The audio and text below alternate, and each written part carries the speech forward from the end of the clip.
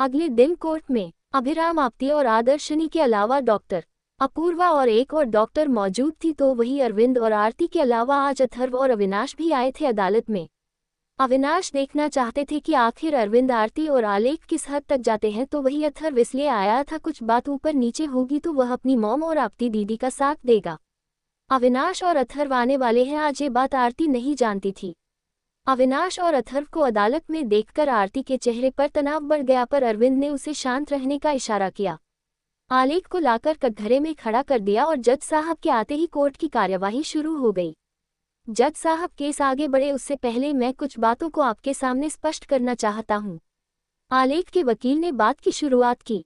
अभिराम, जो कि जानता था कि यह ऐसी ही कुछ हरकत करेगा, शांति से उसे देखता रहा और आदर्शनी को भी शांत रहने का इशारा किया। वहीं इन सब से अनजान आपती अपने साथ में लाई डॉल के साथ उलझी हुई थी। मॉम, देखो ना, इसको नीनी आई, आपती ने एकदम से कहा। तो सभी लोगों के साथ साथ जज साहब की नज़र भी आपती पर ठहर गई, जो कि अपनी डॉल को आदर्शनी की गोद में रखकर थपक रही थी।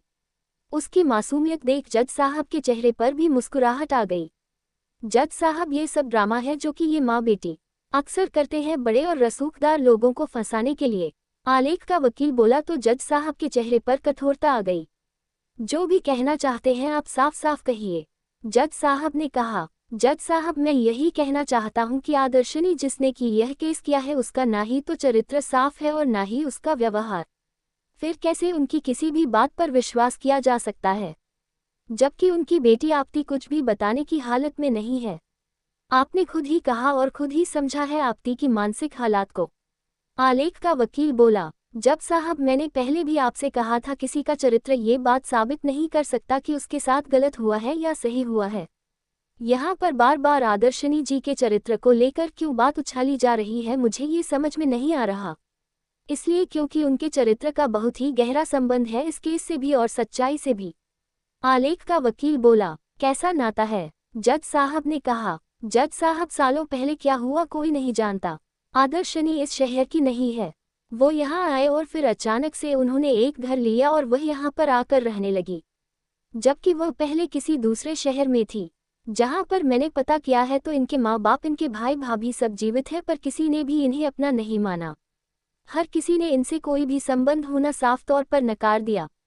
आप समझ सकते हैं जज साहब, किसी भी लड़की को उसके माता पिता, उसके भाई बहन, हर कोई नकार दे ये कहकर कि वह आदर्शनी नाम की किसी भी औरत को नहीं जानते, उससे उनका कोई लेना देना नहीं है, तो जरूर कुछ न कुछ ऐसी बात रही होगी जिसके कारण वह लोग ऐसा बोल रहे हैं, वकील ने कहा। तो आदर्शनी की मुट्ठी कस गई तो वही चेहरे पर हल्की लालिमा आ गई।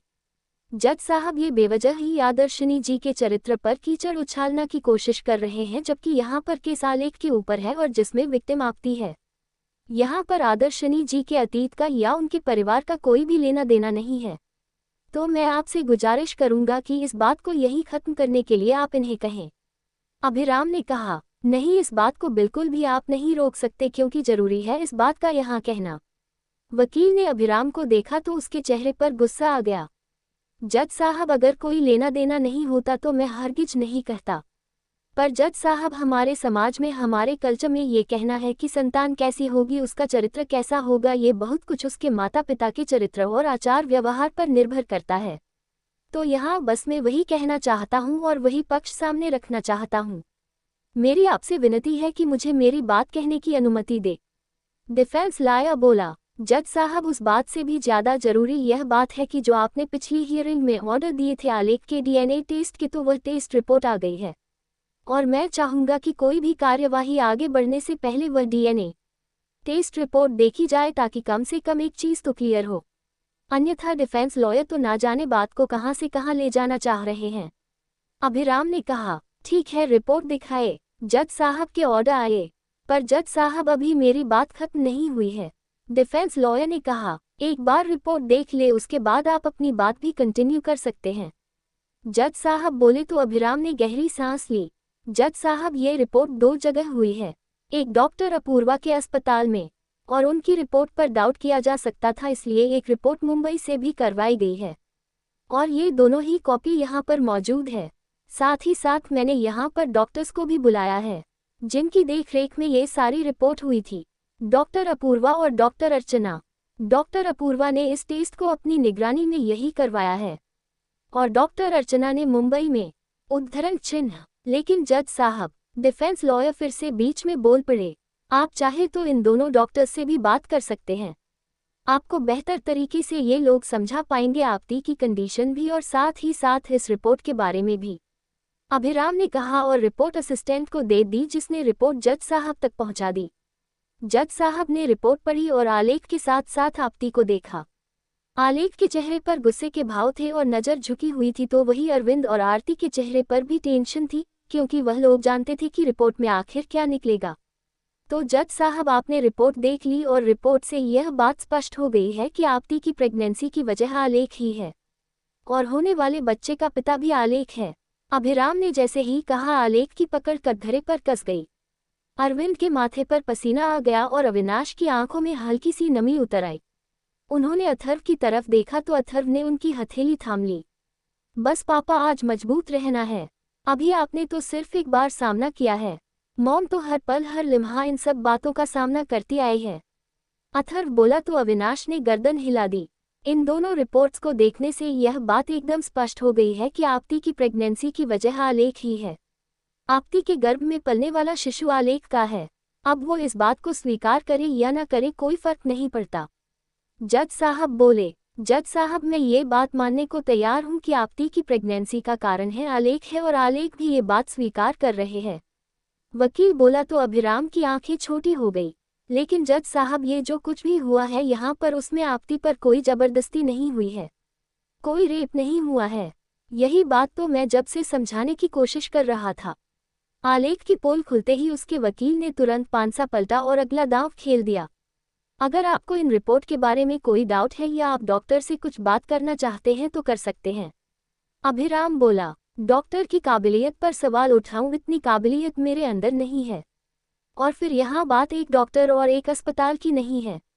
मुंबई के जाने माने सेंटर से रिपोर्ट आई है और डॉक्टर अर्चना को कौन नहीं जानता, इसलिए उनसे मैं किसी भी तरीके के सवाल नहीं करना चाहता। और मैं इस बात को स्वीकार करता हूं कि यह बच्चा आलेख का है।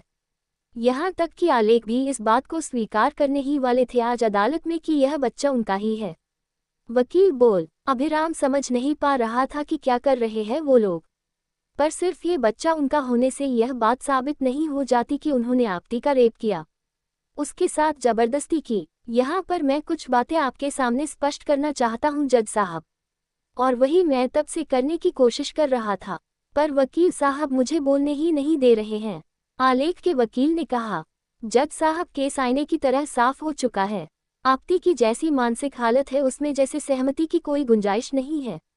और दूसरी बात कि अब ये बात साबित हो चुकी है कि होने के आने वाले बच्चे का पिता आलेख है, तो बात भी साफ है कि इसने आपती के साथ जबरदस्ती की है, बलात्कार किया है उसका। तो मैं अदालत से कहूंगा कि अब बाकी चीजों को इग्नोर करते हुए सजा दी जाए ताकि आपती न्याय मिल सके। अभिराम ने अपनी तरफ से बात पूरी की, पर जज साहब, आरोपी को भी अपनी सफाई पेश करने का और अपने पक्ष में दलीलें देने का पूरा अधिकार है, और आलेख अपनी तरफ अपनी सफाई पेश करना चाहते हैं। इसीलिए हम लोग कुछ बातें आपके सामने स्पष्ट करना चाहते थे। आपसे निवेदन है कि वह बातें हमें करने दीजिए ताकि बात आपके सामने क्लियर हो और आपको समझ में आए कि यह एक बलात्कार का केस नहीं बल्कि आपसी सहमति से बनाए गए शारीरिक संबंधों का मामला है। वकील जैसे ही बोला, आदर्शनी और अभिराम ने आंखें बड़ी कर उसे देखा। क्रमशः डॉक्टर शैलजा श्रीवास्तव,